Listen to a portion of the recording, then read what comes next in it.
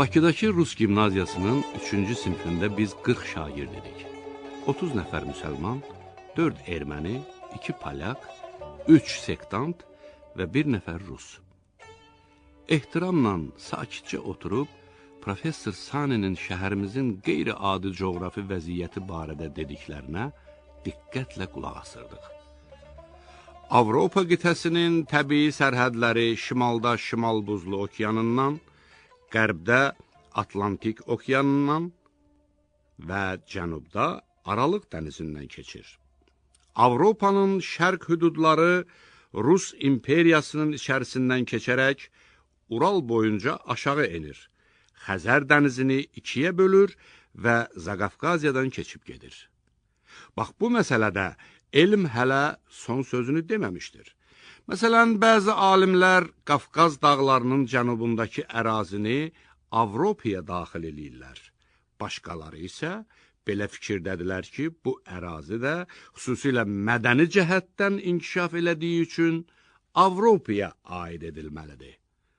Balalarım, şəhərimizin qabaqcıl Avropaya, yaxud geridə qalmış Asiyaya aid olduğunu müəyyən eləmək sizin mövqeyinizdən asılıdır. Rus gimnaziya müəllimlərinin qızılla bəzənmiş uniformasını giyən professor özündən razı halda gülümsündü. Sual o qədər çətin, məsuliyyətinin yükü də elə ağır idi ki, nəfəsimiz təngiləşdi.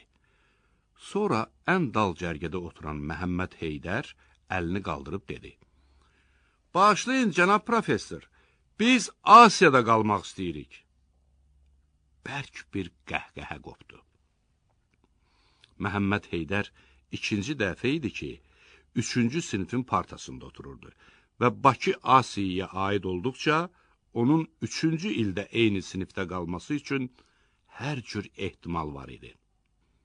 Nazirliyin bir qərarına əsasən, Rusiyanın Asiya qismindəki yerli şagirdlərə eyni sinifdə kefləri istədikləri qədər qalmaq icazəsi verilirdi.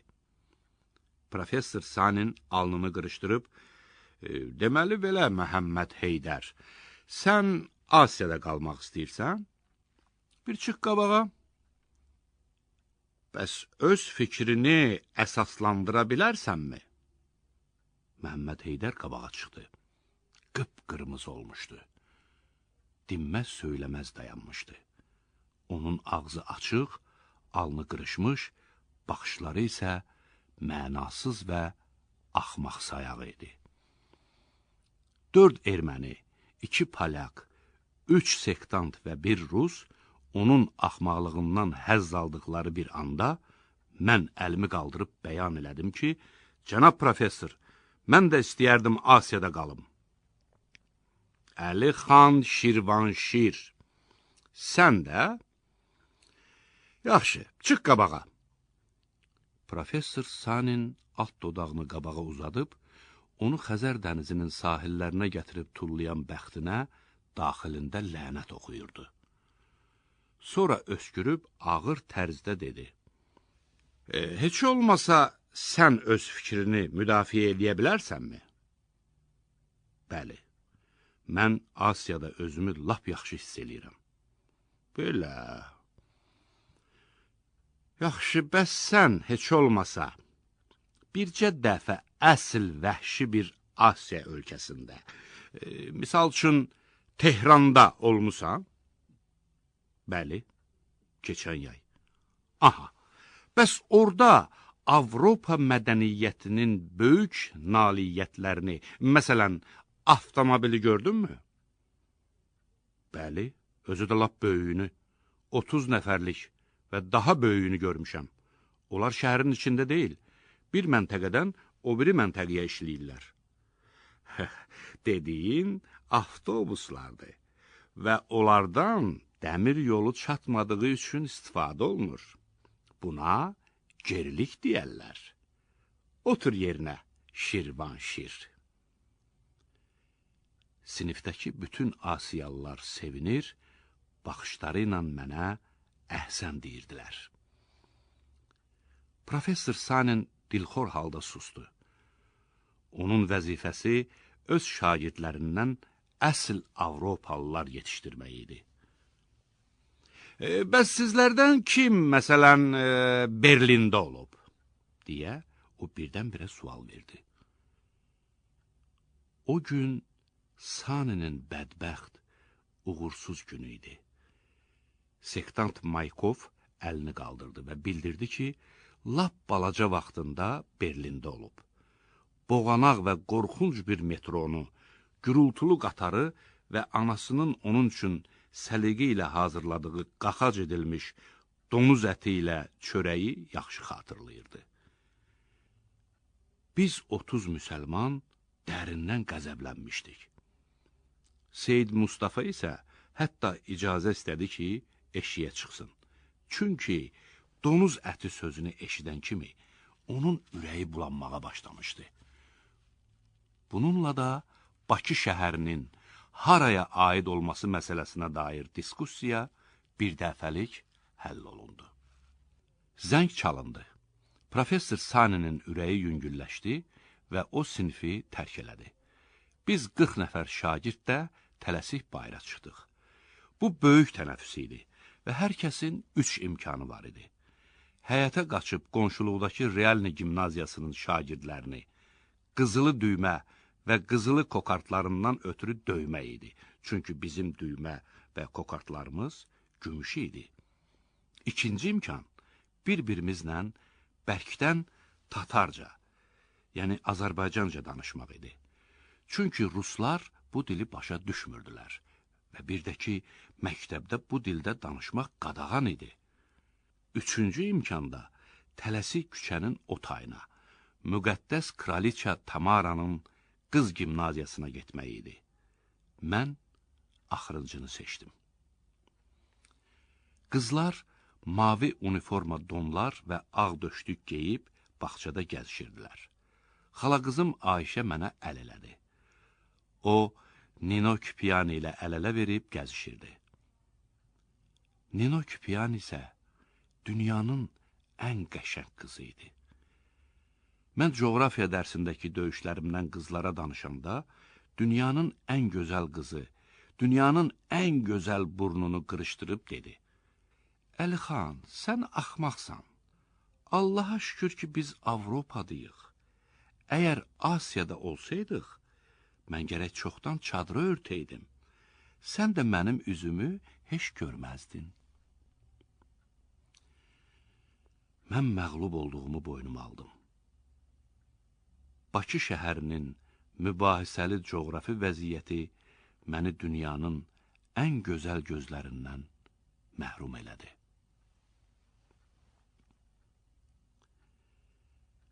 Bu əhvalatın üstündən 5 il keçdi. Bu 5 ildə cürbəcür şeylər baş verdi. Bizə təzə direktor göndərdilər. Onun da ən çox zövq aldığı şey yaxamızdan yapışıb bizi silkələmək idi. Çünki gimnaziyaçılara sillə vurmaq qəti qadağan idi. Elə həmin 5 il ərzində şəriət müəllimimiz bizə müsəlman adı altında dünyaya gəlmək imkanı verdiyi üçün Allahın nə qədər mərhəmətli olduğunu dəqiq izah elədi. Sinfə 2 erməni və 1 rus da gəldi. 2 müsəlman da məktəbi tərk elədi. Biri 16 yaşında evləndi, o biri də məktəb tətili zamanı qan davasına qurban getdi. Mən Əlixan Şirvanşir də bu 5 il ərzində 3 dəfə Dağıstanda, 2 dəfə Tiflisdə, 1 kərə Kislovodskda, 1 dəfə İrandakı əmilərimdən birinin yanında oldum. Bir dəfə də Gerindiyum ilə Gerindivumu ayıra bilmədiyim üçün az qala sinifdə qalmışdım. Atam gedib məsciddə molla ilə danışdı və o bildirdi ki, bütün latın dili başdan başa səhvdir. Bunu eşidən atam bütün Türk, İran və Rus ordenlərini taxıb direktorun yanına getdi. Məktəbə nə isə bir fizika cihazı bağışladı və mən sinifdən sinifə keçdim. Məktəbin divarlarından da yeni elan asıldı ki, məktəb binasına içi dolu tapança ilə girmək qadağandı. Nəhayət, həmin 5 il içərisində şəhərdə telefon xətti çəkildi. 2 yeni kinoteatr açıldı. Nino Küpiyani isə hələ də dünyanın ən gözəl qızı idi. İndi də hər şey qurtarmalı idi. İmtahanlardan məni yalnız bir həftə ayırırdı və mən evdə, otağımda oturub, Xəzər dənizi sahillərində Latın dili dərsinin mənasız olduğu barədə düşünürdüm. Kitabları şappıltı ilə bağladım, otağımdan çıxdım. Dar şüşəbətdən keçib, evin yastı damına çıxdım. Oradan mən öz dünyamı seyr elədim. İçəri şəhərin qalın qala divarlarını, girişində ərəbcə yazılar olan sarayın xarabalıqlarını gözdən keçirtdim. Küçənin dolambaclarından asta-asta dəvələr keçirdi. Onların buxovları elə incə idi ki, adam istəyirdi tumarlasın. Çobud, yumru qız qalası qalxdı gözümün qabağında. Qız qalasının ətrafında bələdçilər dolaşırdı. Biraz aralıda, qız qalasının arxasında dəniz başlayırdı. Qurğuşuna bənzər, anlaşılmaz Xəzər dənizi. Onun arxasında da səhra yerləşirdi. Zəhmli qayalar, qum və tikan. Dinc, sakit, güc çatmayan dünyanın ən gözəl mənzərəsi. Mən sakitcə damda oturmuşdum. Nəyimə lazımdır mənim özgə şəhərlər, özgə damlar və özgə mənzərələr? Mən düz dənizi və düz səhranı, onların arasında yerləşən bu qədim şəhəri sevirdim. Buraya neft axtarmağa gələn səsküylü bəşəriyyət səhranı sevmədiyi üçün varlanandan sonra çıxıb gedirdilər. Nökər çay gətirdi. Çayı içə-içə buraxılış imtahanlarını fikirləşirdim. İmtahanlardan heç nigarançılığım yox idi. Şübhəsiz imtahanları verəcəkdim. Kəsilsəydim də dünya dağılmazdı. Malikanəmizdəki kəndlilər belə halda deyəcəkdilər ki, mən elmə və biliyə çox həvəsim olduğu üçün elm ocağından ayrıla bilmirəm. Ancaq həqiqətən də məktəbi tərk edəcəyimə təəssüflənirdim. Gümüş düyməli, paqonlu və kokartlı uniforma qəşəng və zərif idi. Mülkü paltarda özümü doğrudan da narahat hiss eləyirdim. Lakin mən mülkü paltarı çox geyməyəcəm. Yalnız bir yay və sonra Moskvaya, Lazareviç adına Şərq Dilləri İnstitutuna getməliydim. Bu qərara mən özüm gəlmişdim. Orada mən ruslardan çox-çox irəlidə olacaqdım. Çünki onların həmin institutda zəhmət çəkib öyrənəcəklərini mən ta balacalıqdan bilirdim. Bundan başqa, Lazareviç İnstitutunun uniforması qədər gözəl uniforma yox idi. Qırmızı pencək, qızılı yaxalıq, nazik, qızıl suyuna çəkilmiş xəncər və hətta həftənin axırlarında da geyilməsinə icazə verilən yumşaq əlcəklər. Adam gərək uniforma geysin, yoxsa ruslar hörmət eləməzlər. Rusların hörmətini qazanmasam, Nino mənə ərə gəlməz. Halbuki, xristiyan olmasına baxmayaraq, Nino ilə mütləq evlənməliydim. Gürcü qadınları yer üzündə ən gözəl qadınlardı. Yaxşı, bəs o istəməsə? Onda bir neçə igid gənci özümlə götürərəm, Ninonu yəhərin üstünə atıb, İran sərhəddini keçərək Tehrana qaçırdaram. O zaman istəyər, çünki başqa çarəsi də qalmaz. Bakıdakı evimizin damından baxanda həyat çox gözəl və yüngül idi. Nökərimiz Kərim çiynimə toxundu. Vaxtdır, dedi. Mən ayağa durdum. Həqiqətən də vaxt çatmışdı. Üfüqdə Naryin adasının dalında bir gəmi göründü. Əgər xaçpərəst teleqrafçının evimizə gətirdiyi bir tikə kağıza inanılsaydı, deməli, əmim 3 arvadı və 2 hərəm ağası ilə birlikdə həmin gəmidə olmalıydı. Mən onu qarşılamağa getməliydim.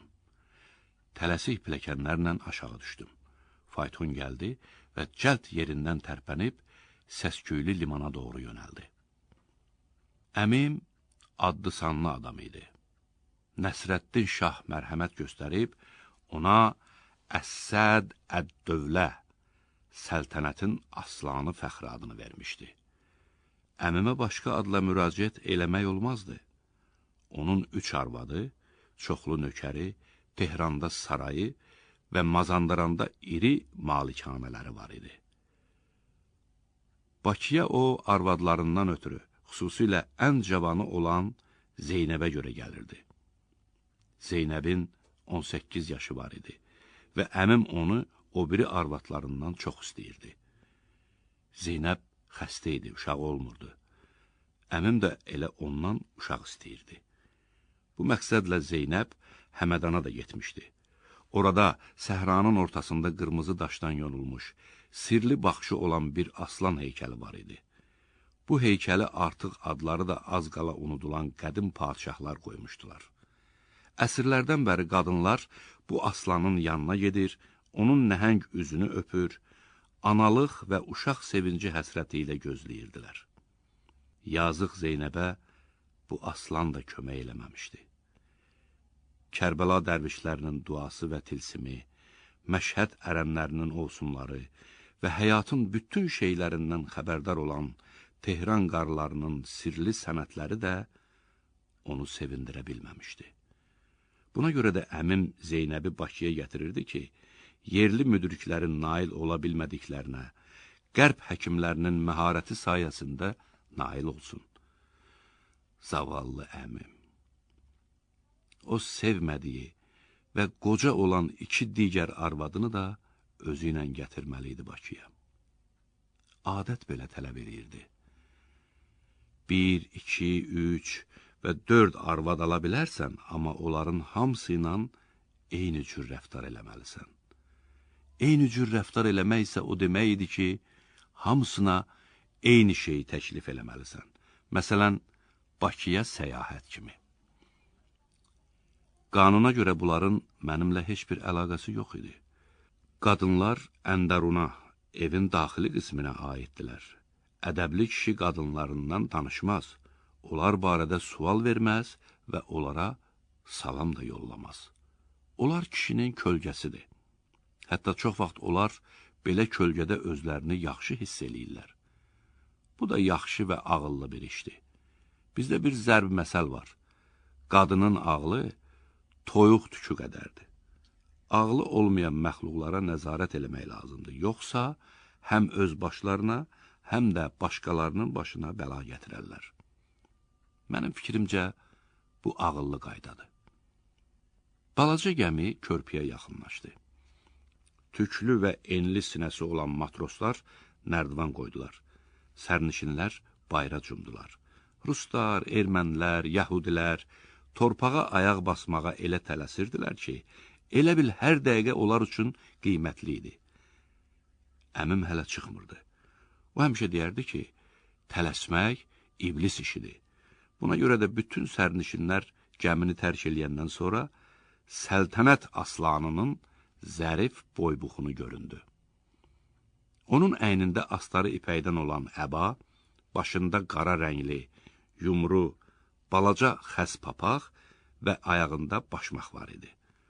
Onun qalın saqqalı və dırnaqları xınalı idi ki, bunların hər ikisi 1000 il bundan qabaq həqiqi din uğrunda qanı tökülən İmam Hüseyni anmaq əlaməti idi.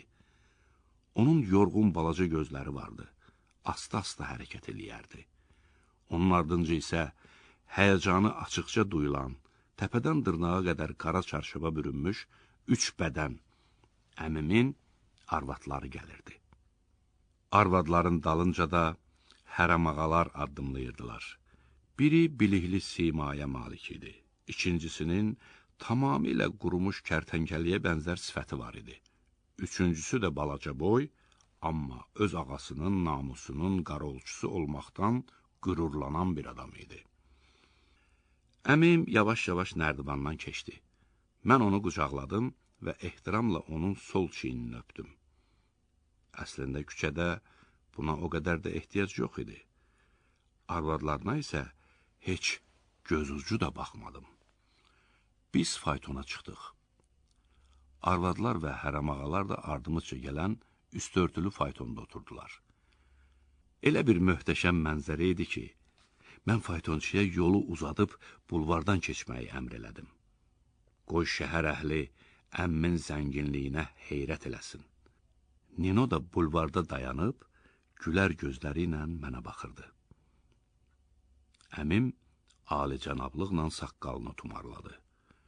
Soruşdu ki, şəhərdə təzə nə var, nə yox. Öz vəzifəmi yaxşı bilirdim. Bilirdim ki, əhəmiyyətsiz şeylərdən başlamalı və ondan sonra mühüm xəbərlərə keçməliyəm. Buna görə də elə bir yenilik yoxdur, dedim. Sonra davam elədim. Keçən həftə Dadaş bəy Axundzadəni bıçaqla vurub öldürdü.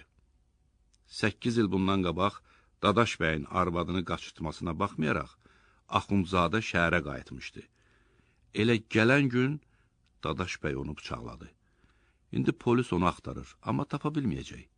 Baxmayaraq ki, hər kəs Dadaş bəyin Mərdəkanda olduğunu bilir. Ağıllı adamlar deyirlər ki, Dadaş bəy düz hərəkət eləyib. Əmin başı ilə sözümü təsdiq elədi. Bəs daha nə yenilik var? Hə, ruslar Bibi Heybətdə çoxlu neft tapıblar. Nobel nəhəng bir Alman maşınını ölkəyə gətirib ki, dənizin bir qismini təmizləyib, neft axtarıb tapsın. Əmim çox təəccübləndi. Allah Allah deyib, qayğıkeşliklə dodaqlarını sıxdı. Evimizdə isə hər şey qaydasındadır və Allah qoysa, gələn həftə mən elm ocağını tərk eləyəcəm. Bütün yol boyunca bu cür söhbət elədim və qoca ehtiramla qulaq asdı. Yalnız fayton evimizə yaxınlaşanda mən gözlərimi qırağa zillədim və söz arası dedim. Rusiyadan şəhərə şöhrətli bir həkim gəlib. Deyirlər ki, o çox biliklidir və adamın üzünə baxan kimi onun keçmişini və indisini söyləyir. Sonra da gələcəyindən xəbər verir. Darıxmaqdan əmmin gözləri yarı qapalı idi. Tamamilə laqeyd tərzdə o, həmin müdrik adamın adını soruşdu və mən gördüm ki, əmim məndən lap razı qalıb. Bütün bunlar bizdə yaxşı əxlaqın və alicənab tərbiyənin əlamətləri sayılırdı.